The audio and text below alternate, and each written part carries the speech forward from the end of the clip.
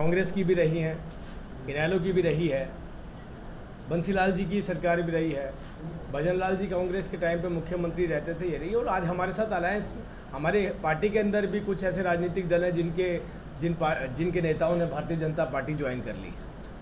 लेकिन मुद्दा यहाँ पर यह आता है, हम रोज़ एक बात सुनते हैं, अभी मेरे से प्रश्न उठाया गया, आपकी सरकार रिपीट होगी क्या? और मैं खुल के बोल रहा हूँ, रिपीट होगी। ये मैं नहीं, आप ही बोलेंगे। वो कब बोलेंगे इसका जवाब भी आप ही देंगे।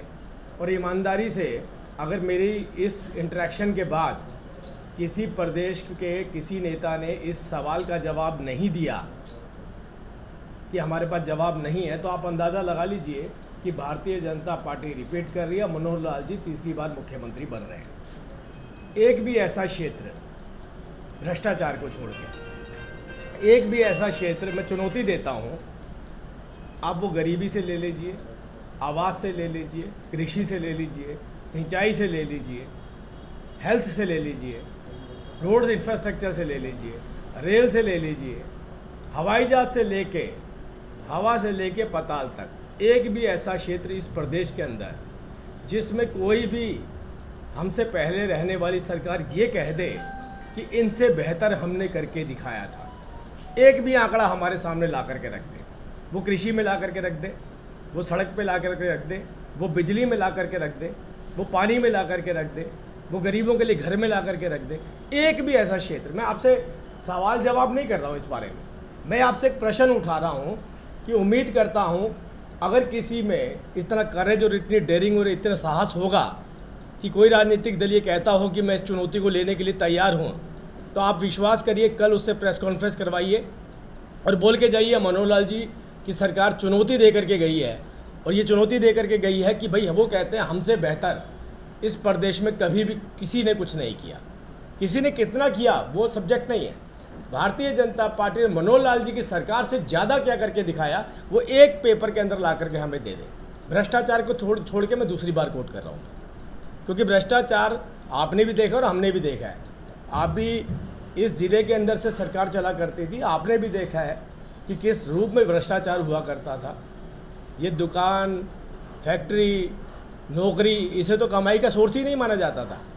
यहाँ तो कमाई का सोर्स ही इस बात को माना जाता था कि इसके पास कितने अधिकार दिए गए हैं। लैंड से जुड़े हुए कमीशन खोरी को अगर व्यापार माना जाए तो उस प्रदेश के क्या हालात होंगे, इसका अंदाज़ा लगा सकते हैं। इसी प्रदेश के अंदर बच्चियों को के ऊपर ये कहा जाता था, और अब कहा क्या जाता था, प्रैक्टिकल है।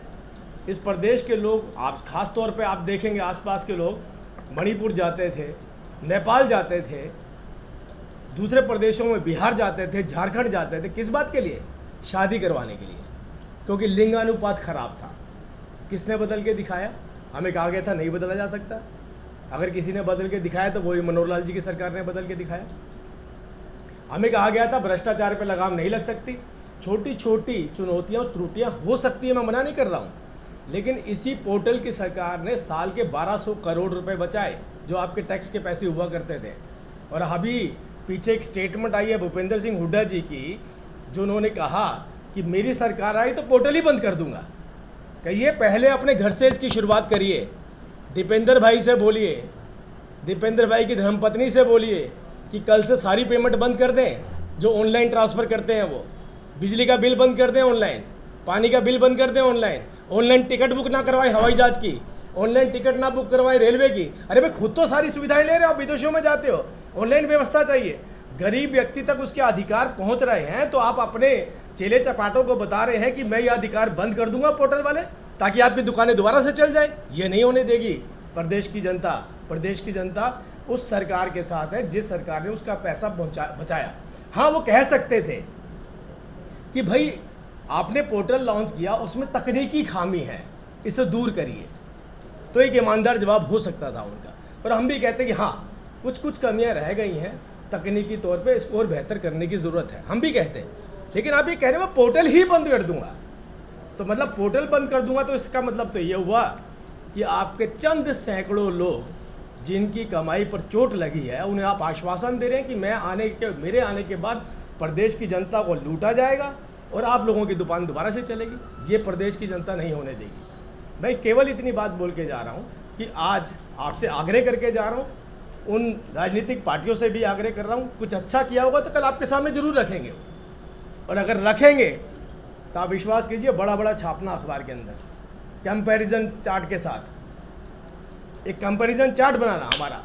आप बोलना जी पिछली सरकार 2004 से लेकर के 2014 इतना पैसा दिया कृषि में, इतना पैसा दिया सड़कों पे, इतना पैसा दिया रेलवे में, इतना पैसा दिया पानी में, इतना पैसा दिया आवास में, इतना पैसा किसी भी चीज़ में, और तो बाकी 2014 से लेकर 2023 तक क्या हमारा आंकड़ा रख देना सामने?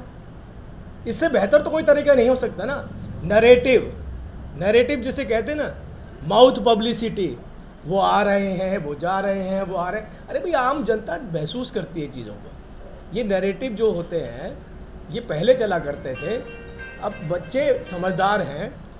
इस प्रदेश के बच्चे इस बात से नाराज़ नहीं होंगे कि भाई मैं तो सारा दिन मोबाइल लेकर के चल रहा हूँ, मैं तो हर चीज़ जो ऑनलाइन चाहता हूँ। ये मेरे प्रदेश के नेता जो अपने आप का दावा करते हैं कि अगली बार मैं आऊँगा तो मैं आपके अधिकार छीन लूँगा, मतलब युवाओं के अधिकार छीन लूँगा, मतलब ईमानदारी को पीछे छोड़ के बेईमानों को आगे लेकर के आऊँगा, तो बड़ी गलत बात है।